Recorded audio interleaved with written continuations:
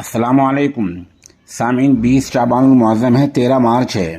خبر کا عنوان ہے امام کی اصلیت سامنے آئی تو لوگوں کے ہوش اڑ گئے۔ معاملہ پاکستان کا ہے، خبر تھوڑی تفصیل سے سنیے۔ 1-1.5 سال تک نماز پڑھانے والا خواجہ سرا یعنی ہجڑا نکل آیا تو لوگوں کے ہوش اڑ گئے۔ معاملہ پڑوسی ملک پاکستان کے راولپنڈی علاقے کی جامع مسجد ابو بکر صدیق کا ہے، جہاں ایک شخص کا تقرر 15,000 روپے ماہانہ پر ہوا تھا۔ اس کو رہنے کے لیے مکان بھی دیا گیا تھا۔ ایک دن وہ مسجد کمیٹی سے ملا اور لمبی چھٹی لے کر چلا گیا۔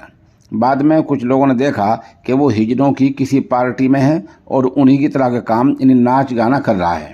چہرے سے داڑھی صاف کر دی گئی ہے، جیسے کہ آپ تصویر میں دیکھ رہے ہیں۔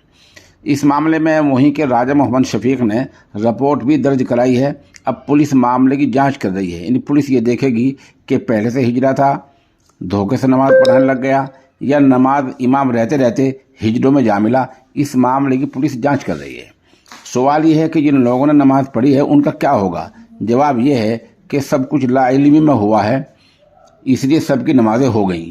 دوسرے یہ کہ امام رکھتے وقت پہلے متعلقہ آدمی کی مکمل تصدیق کر لیا کریں، کیونکہ یہ منصب بہت ہی بڑا ہے اور یہ صحیح معنوں میں اللہ کے رسول صلی اللہ علیہ وسلم کی جانشینی ہے، اس لیے امام کا بہت ہی زیادہ احترام کیا جاتا ہے۔